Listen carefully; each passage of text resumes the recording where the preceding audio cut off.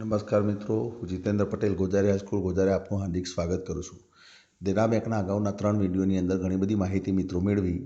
હવે આપણે આજે દેના બેંકના ચોથા વિડીયોની અંદર ઇન્સ્ટન્ટ પે આઈએમપીએસ દ્વારા કેવી રીતે ખૂબ જ ઝડપી નાણાં એક બેંકમાંથી બીજી બેંકની અંદર મિત્રો ટ્રાન્સફર કરી શકાય છે તેના વિશે માહિતી મેળવીશું। આના માટે ઇન્સ્ટન્ટ પે આઈએમપીએસ ઉપર ક્લિક કરવાથી મિત્રો 3 ઓપ્શન આપણને પૂછે છે। IMPS transfer two account number, IMPS transfer two mobile number અને જનરેટ એમએમઆઈડી। તો IMPS transfer two account number માટે પ્રથમ ઓપ્શન ઉપર મિત્રો જ્યારે આપણે ક્લિક કરીશું એટલે આપણને fund transfer two account number માટે નીચેની વિગતો પ્રાપ્ત થાય છે। તો એના માટે સૌપ્રથમ આપણે આપણો સિલેક્ટ ડેબિટ એકાઉન્ટ નંબર પૂછે છે અને ત્યારબાદ બાયનેન્શિયલ એકાઉન્ટ નંબર કે જેના અંદર આપણે મિત્રો મની ટ્રાન્સફર કરવા છે તે પાર્ટીનો એકાઉન્ટ નંબર નાખવાનો છે।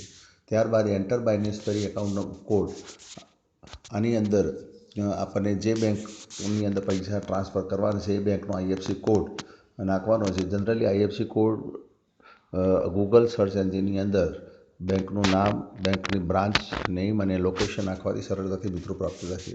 ત્યારબાદ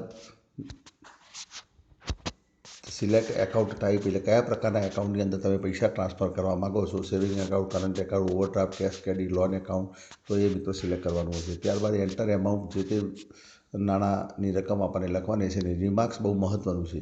રિમાર્ક્સની અંદર જે હેતુ માટે આપણે પૈસા ટ્રાન્સફર કરીએ છીએ હેતુ વિશે શોર્ટ મેસેજ લખવાનો હોય છે કે માની લો કે તમે કોઈ ઘર ભાડું ચૂકવતા હોય તો ફોર રેન્ટ, કોઈ પ્રીમિયમ ભરતા હોય તો for premium of LIC, for premium of vehicle.